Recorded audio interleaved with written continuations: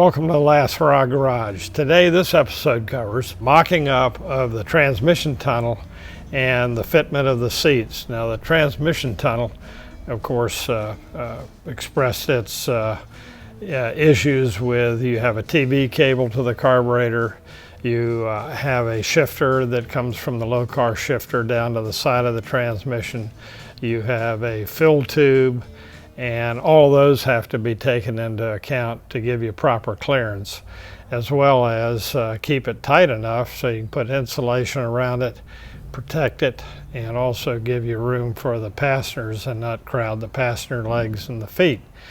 We've done that. We have used wood to mock up the finished firewall to give us the clearance, and then we fabricated the sheet metal in strips and bent angles and tacked it together and screwed it down semi-permanently so that we know we can go back to a zero position and have the clearance needed for things like the TV cable, the fill tube, and the shifter mechanism. Once that was done, then that led us to build a platform for installing the seats. Now we've done several things with these seats. We're using a Nissan Maxima of 2005 vintage. Reason for that is it just so happens not only is the driver electrified, but the passenger side is too. And we have ergonomically gotten in the car. I'm 6 feet on a good day, and Nick, who's doing the video, he's about 6'2", 6'3". So we positioned the seats so that they were comfortable for both of us. And for that to happen, we actually had to move the firewall back, and the rear firewall behind the seats. We had to move it back 3 inches. And that then gave us enough headroom and leg room, and most importantly, leg room, both for me around the steering column and for a passenger to be able to stretch out. We've accomplished that. They have been roughed in. The finished process of doing that will be to final bolt them in and do the upholstery and the insulation around the floor and the rear firewall. Moving the rear firewall presented another little issue because we had a 14-gallon tank, a gasoline tank behind the firewall, and it had to be moved also, but that moved pretty easily, and we have moved forward, and that's where we are at the end of this. On the next episode of Last Hurrah Garage, we're going to be modifying the perimeter frame in the back, since we are converting from a rumble seat to a trunk, and we want to lower the car a little bit. Instead of modifying the frame in the hump portion where the rear axle would travel, I have decided to do like I did previously on several cars, just bobtail the frame. And what we have here is what's been cut off of the frame itself, because we've now put a gas tank in the trunk, and we don't need these horns out here to support it. And we've gone to a sophisticated rocker system of coilover, and we don't need this for the coilovers to support the rear axle.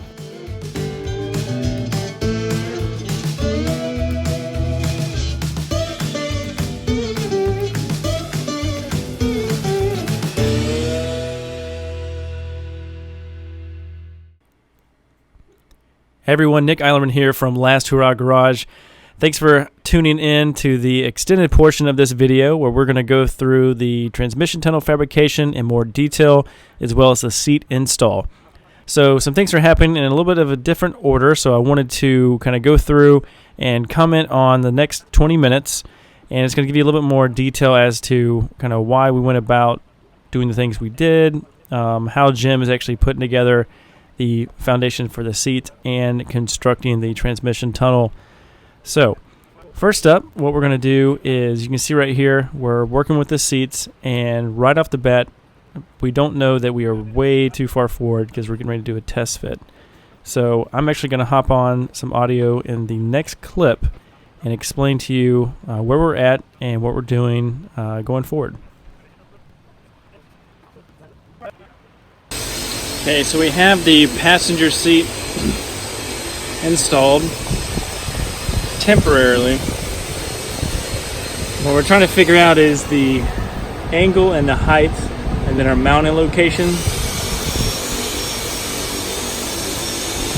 And what Jim is working on right now is a way so that we can find out our clearances between here and the transmission tunnel, where it's going to go.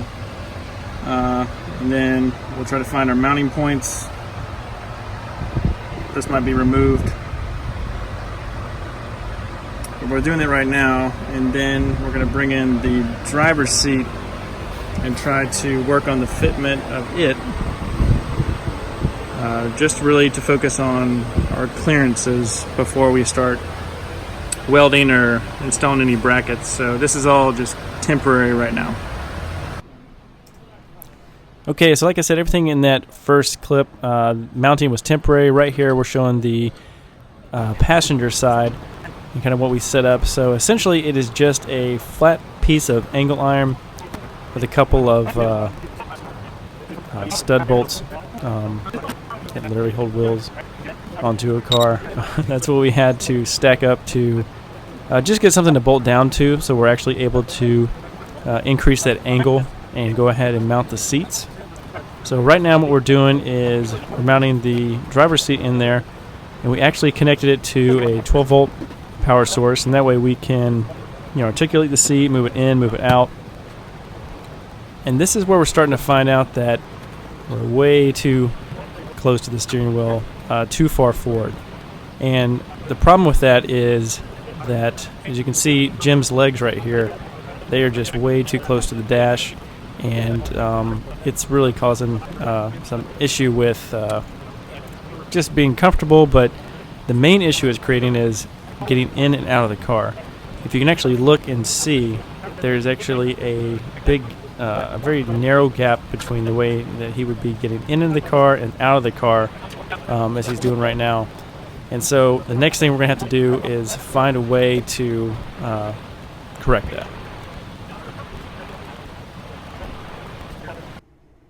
For this next section, not only are we finding out that we have to move the seat back, we're messing with the home position of the bottom rails on the bottom of the seat. So those are the slider rails. And I actually have some audio on this, but I'm going to re-explain it because it doesn't make sense now that I'm actually looking at the video. But as you can see, the slider rail, it was much further forward. So the bottom rail was actually motorized 6 inches forward, and that was causing us to lose a bunch of space in the back. And so what we did is we plugged it up and we moved the rail electronically backwards, and so now that is giving us more clearance for the front of the seat. So that is the good thing, the first good thing. But the second thing that we're noticing is we just need much more room behind it. So right there was the firewall that Jim was anticipating that he would keep, because if you look on the very top, that's a shelf. So it's actually a metal shelf that's part of the 32 body. And eventually what we're going to have to do is cut into that shelf about 3 inches to further move the seat back about 3 inches, so that we're actually able to articulate the seat and sit comfortably all at the same time. So right here we're going to listen in as Jim explains further detail on moving the seats backwards. We determined after our exercise yesterday of fitting the seats that it was imperative that we were going to have to move the seats back about 3 inches. In order to move the seats back 3 inches, that meant taking the original, not the original, but the remake firewall out. We have to cut the parcel tray back by about 3 inches, 3.5 actually, and then that'll allow everything to set back into the trunk area, and then that will then provide the 3 inches we need to allow the seat physically to go back, not the seat frame, but the seat. And once that's done, we're going to move to the front and finish up the rough end of the transmission tunnel. And that's a process of getting the wood patterns screwed together so that they're at the correct height and level. And once that's done, we'll move to the pieces itself for the transmission tunnel that will eventually evolve out of all this. And we're going to screw that down to make it rigid, and then we're going to make a drive shaft tunnel that comes from the back of the transmission tunnel to the rear end. Okay, so we're moved from the seats over to the fabrication of the transmission tunnel. What we're doing here is we are cutting out marine grade plywood board for the firewall and the main floorboard of the vehicle. And so Jim is just trimming this up to size. So once we do this, we're going to be able to start creating our templates out of cardboard to start cutting to get our our shape or contour of what we need cut out from the sheet metal in order to put together the bones of the transmission tunnel. So essentially what we're doing is cutting the sheet metal out. We'll screw this together, then we'll tack weld this together to give it its structure, and that'll be the basis for how everything's created. So here's just a couple pieces that are already pre-cut that we put together. So we're bolting those in to tie in the floorboard and the firewall. So that's set. The second step is to move in with the pieces that create the perimeter of the transmission tunnel. And then that is followed by the ribs that Jim will actually cut out. As you can see here, we're bolting a couple ribs in. And then we need a couple more.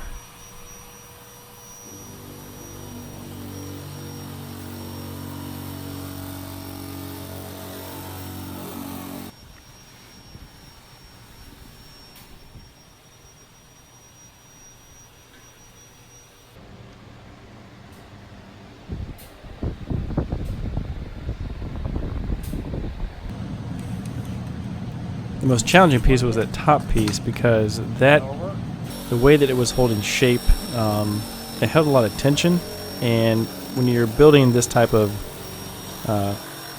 when you're fabbing up this type of sheet metal work, you don't want anything to hold tension or be springy, for lack of a better word, because once you tack it and bolt it into place, once you begin to remove it, it can spring out of shape, and that's what we don't want to happen. So a bunch of these pieces Jim is actually pre-bent or rounded on the table so that it's taken that springiness out of it, and that helped out a lot. But we still did have to bolt it down quite a bit and put a lot of extra tack welds in there to keep that structure where we wanted it to be.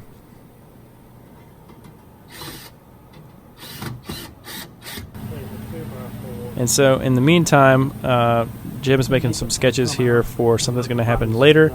This is a wood frame to carry the body when the chassis goes off to be painted.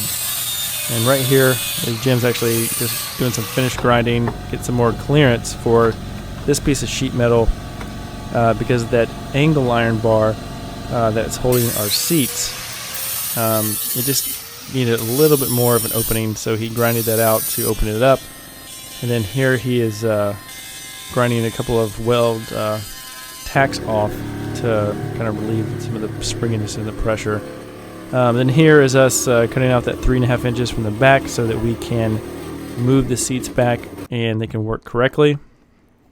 Now this is me sitting in the passenger seat after we have gained that additional 3.5 inches of room. I'm able to stick my feet out nice and comfortably. Everything looks nice. The next thing that we're going to do is bring in the driver's seat. There we go. Got the driver's seat in, and everything's fitting the way we want it to. It's on the bar. The slider rails that move back and forth to adjust the seat forward and back. They are in a nice happy spot. We have them C-clamped down to the rail, so they're not going to move. We have power connected to the driver's seat so that Jim can articulate it. And then right here, if you see what I'm doing with my hands, that's how much room we were able to move the seat backwards. So because we moved it back 3.5 inches, we actually gained about 6 inches from where the bolster was at the door. Okay, now is the moment Jim has been waiting for.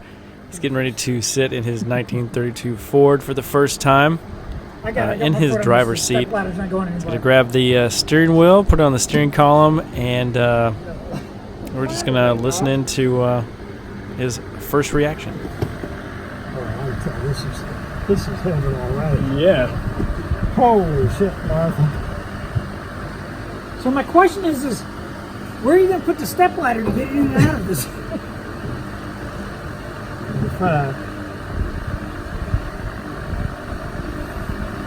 Yeah. So now feel where your legs are going now. Yeah, see, those pedals will be up there like that. Oh man, that's heaven. That is heaven, guys. Right? That is heaven. Absolutely. Have you got this hooked up? Yeah, it's on.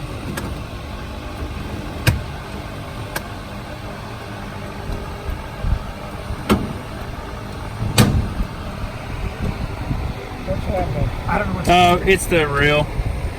Oh, hold on. Don't do that. Pull the seat back. More. Okay. You're you're hitting the grinding clamp. on top of the clamp. You're hitting the clamp over on the your side. This is grinding. And the steering column is crooked because it got turned when I put it in. And when I do that, turn it correctly this way, it's going to straighten that up to here. Damn, that's nice. Can you put your foot off the brake on the floor and still? Well, I've got it'll be down there, Yeah. and then I was going to put it. I can move this over this way, Right. You put a dead and pedal. I'll put a dead man in there. Yeah. You got one in your hot rod? I do. Do you? I do. And I got my high beam above it with the old Nice. Floorboard high toe beam. high beam thing. Yeah. I got that on the top. Do you? That's cool. You know, somebody on Facebook every once in a while publishes something, and they'll do that, a high beam, but then they'll do another one that's over here. Mm-hmm. You know what that is? That's a start. Yeah. You used to go up here and The old day was you push in the clutch and you'd have to push it in all the way and hit the start of military vehicles and like that. Yeah. That's perfect. What's cooking? Well, that gap. Gap right there. You don't see it. Oh yeah, See from right there. there. It's narrower there. That'll work good. I'll modify the. Well, the way your foot is, it looks like there's good room on the transmission tunnel. Oh, plenty of room. I can move. See, I can move the throttle that way and put a guide plate on it to slide, and then you can just rest your foot there. Do you have cruise control on yours? No, I did when it was idling at 2,000 RPM. I just put whatever gear and that was the cruise control. But now we got the idle down to 1,000 RPM, 800. Now the cruise control's gone.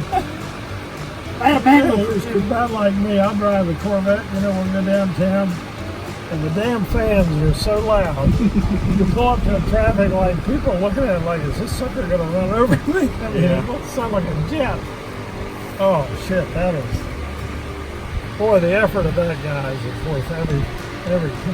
Every penny. That is cool. Actually, this is way too far back now, but that's I know. Well, see, now you can put stuff behind the seat. Yeah. That's what I was saying with this bar. You'll probably be hovering up above the bar. What about the shifter? What does it feel like? Shifter's fine.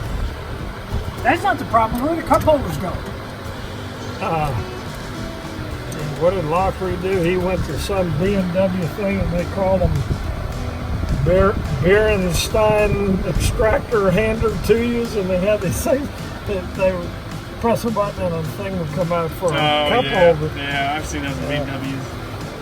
But do you think you're going to need a taller one? Hey, about 2 inches taller would be great. But you having to reach for that. If it was there, you didn't have to reach. But then, but I can raise it.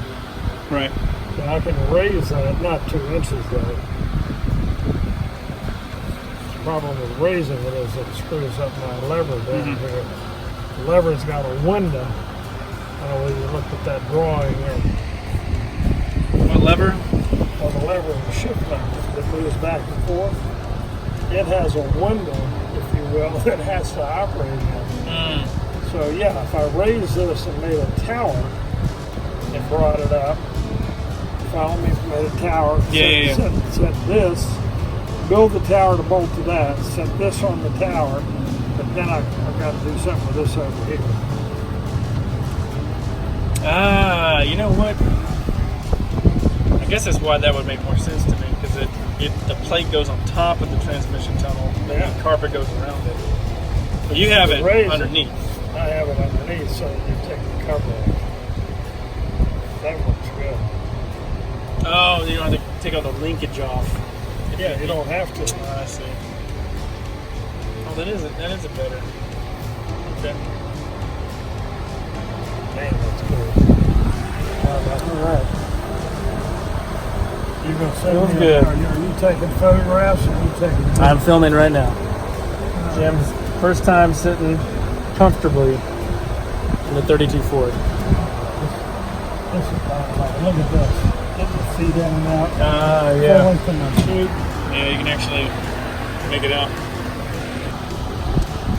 That pedal, I can move that pedal forward. Well, it's a good thing you set the automatic though, because there ain't room for a clutch in there. I know. But the the transmission tunnel's about half the size for a manual. Yeah. Yeah, well, that's true. It's significantly. Yeah.